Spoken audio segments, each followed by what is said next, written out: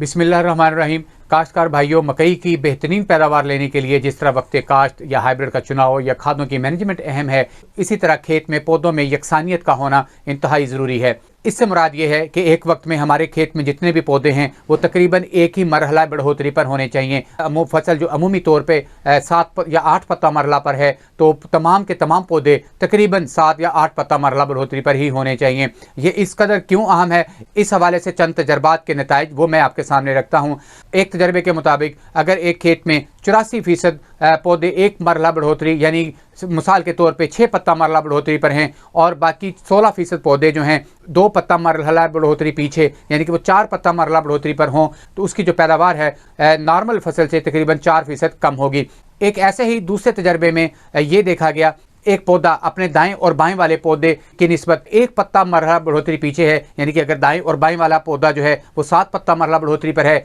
और दरमियान वाला पौधा जो है वो 6 पत्ता मरहला बढ़ोतरी पर है। जो दरमियान वाला पौधा है उसके ऊपर छल्ली छोटी लगेगी और उसकी जो इनफरादी पैदावार है वो 20% कम होगी। इसी तरह अगर वो 2 पत्ता मरहला बढ़ोतरी कम है अपने दाएं और बाएं वाले पौधे से, तो उसके ऊपर छल्ली जो इंतहाई छोटी लगेगी और उसकी जो पैदावार है वो दाएं और बाएं वाले से तकरीबन 50% कम होगी। और इसी तरह अगर दरमियान वाला पौधा अपने दाएं और बाएं वाले पौधों के निस्बत 3 पत्ता मरला बढ़ोतरी यानी अगर दाएं और बाएं वाला पौधे जो हैं वो 7 पत्ता मरला बढ़ोतरी पर हैं और दरमियान वाला 4 पत्ता मरला बढ़ोतरी पर है, तो छोटे रह जाने वाले पौधे के ऊपर बिल्कुल छल्ली नहीं लगेगी और पौधा बिल्कुल एक जड़ी बूटी बन जाएगा। आपकी स्क्रीन पर नजर आने वाली जो तस्वीर है वो एक ऐसे ही तजर्बे के रिजल्ट के बारे में बताती है। आप देख सकते हैं कि जो दरमियान वाली छल्ली है ये एक ऐसे पौधे की है जो अपने दाएं और बाएं वाले पौधे से सिर्फ 1 पत्ता मरला बढ़ोतरी पीछे था और उसके ऊपर जो छल्ली है वो बहुत छोटी लगी। इसी तरह एक और तस्वीर आपकी स्क्रीन पर नजर आ रही है, ये दरमियान वाली छल्ली एक ऐसे पौधे की है जो अपने दाएं और बाएं वाले पौधे की निस्बत 2 पत्ता मरहला बढ़ोतरी पीछे था,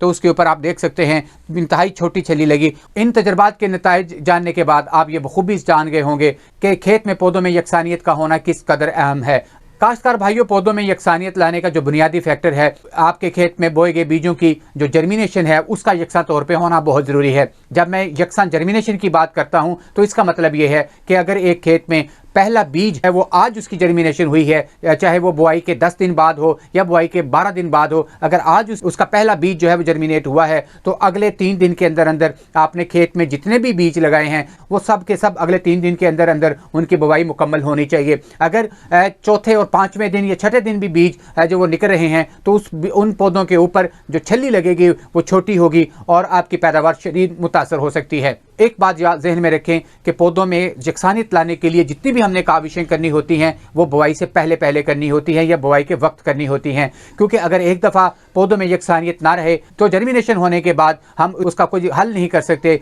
अब हम देखते हैं कि वो कौन से अवामिल हैं जो हमारे खेत में पौधों में यकसानियत को मुतासर करते हैं या जिनको बेहतर करके हम अपने खेत में पौधों में यकसानियत ला सकते हैं। इस हवाले से जो पहली चीज़ है वो फसल का मुकर्ररा वक्त काश्त के अंदर बोया जाना है, क्योंकि अगर हम सिफारिश करदा वक्त से पहले या बाद में उसको काश्त करते हैं तो कम या ज़्यादा दर्जा हरारत के दबाव की वजह से बीज जो हैं उनकी जर्मिनेशन या इब्तदाई बढ़ोतरी के जो मराहल हैं वो शदीद मुतासर होते हैं, जिसमें पौधों में यकसानियत मुतासर हो सकती है। इस तरह दूसरा जो फैक्टर है वो खेत का नाहमवार होना है, यानी कि अगर खेत ऊंचा नीचा है, ज़ीरो लेवल नहीं किया गया, तो जो बोए गए बीज हैं उन तक जो नमी की रसाई है वो मुतासर होती है। किसी को ज़्यादा नमी मिलेगी तो भी उसकी जर्मिनेशन मुतासर होगी, उसको अगर किसी को जो नमी है वो मुनासिब तरीके से नहीं मिल रही तो भी उसका जो जर्मिनेशन का प्रोसेस है या उगाव है वो शदीद मुतासर होगा और नाहमवारी आएगी खेत में। इसी तरह जो एक और फैक्टर है वो ज़मीन का मुनासिब तरीके से तैयार ना होना है। मकई की मुनासिब जर्मिनेशन और अर्ली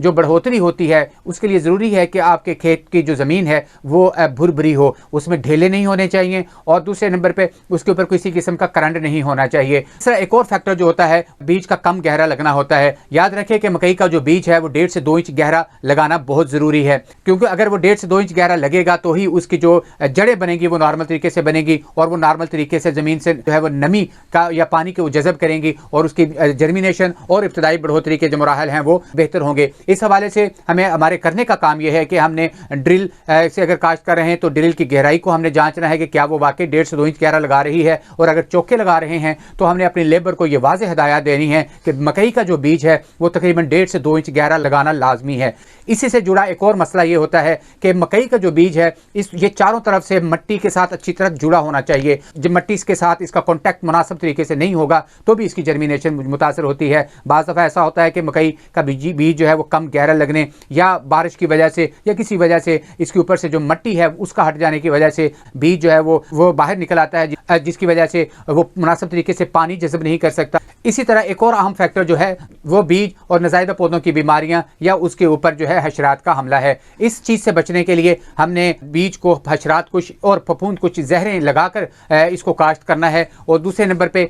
इसको जैसे ही इसकी जर्मिनेशन मुकम्मल हो तो ख़ास तौर पे बहारिया मौसम में इसके ऊपर आपको पता शूट फ्लाई का हमला होता है, तो उस हमले से बचने के लिए भी हमने वो स्प्रे करना है। तो ये चंद फैक्टर हैं जिनको हम बेहतर करके और अपने खेत में यकसानियत को इंश्योर कर सकते हैं। वीडियो देखने का शुक्रिया।